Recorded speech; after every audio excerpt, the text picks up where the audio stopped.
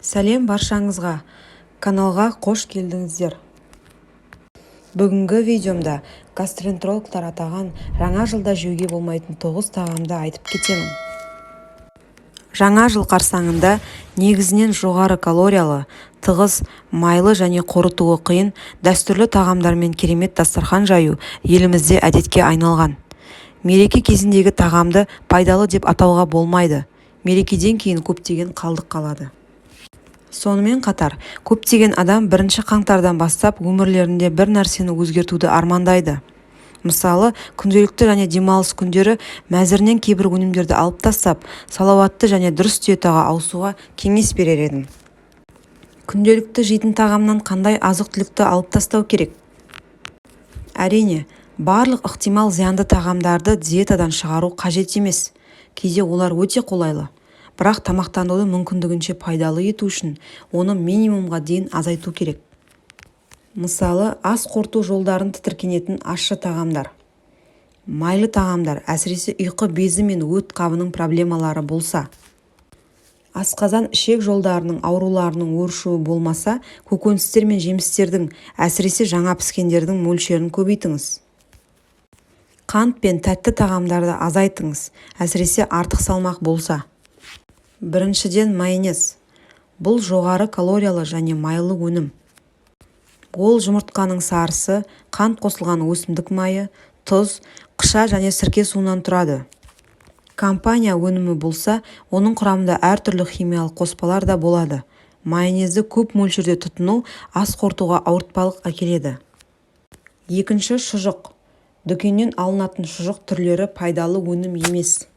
Олардың құрамында сапасы төмен шикізаттан басқа көптеген тұз, май, химиялық қоспалар, нитриттер бар. Бұл өнімдердің санын минимумға дейін азайтып, оларды пісірілген ет, балық, құс етімен ауыстырған жөн. Себебі бұл тағамдардың құрамында не бар екенін нақты білесіз. Үшінші, дүкеннен алынған жартылай фабрикаттар және тартылған ет. Алдыңғы топ сияқты бұл тағамдар үшін өндірушілер ең жоғары сапалы шикізатты таңдамайды. Өнімдерді ұзағырақ сақтау үшін көп май және әртүрлі консерванттар қосады. Сондықтан оларды үйдегі тартылған ет, құс немесе балықпен ауыстырған жөн. Котлеттерге немесе түшпараларға не қосылатынын өзіңіз бақылайсыз. Төртінші, консервілердің әр түрі.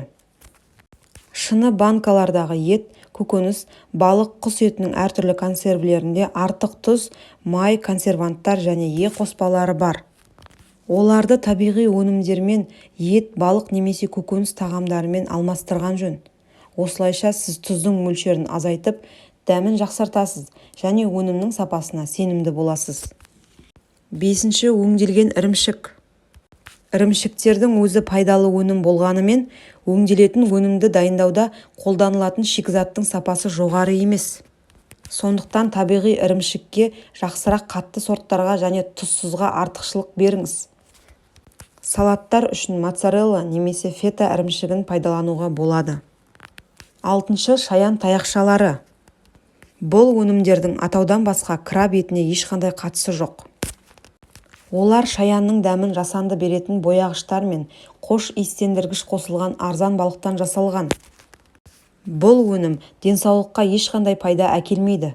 Оны табиғи балықпен немесе нағыз краб етімен ауыстырған дұрыс.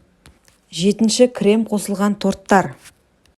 Егер сіз дастарханыңызды дүкеннен сатып алынған торттарсыз, кондитерлік өнімдерсіз елестете алмасаңыз, майлы крем орнына жеміс салмасы кептірілген жемістерді пайдаланыңыз.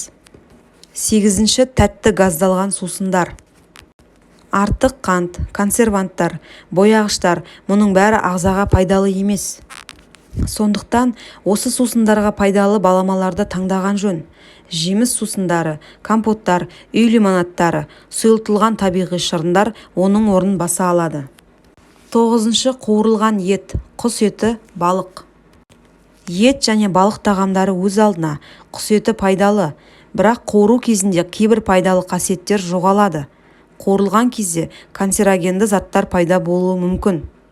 Сондықтан майсыз немесе грильде бумен пісіру, қайнату, бұқтыру пайдалы.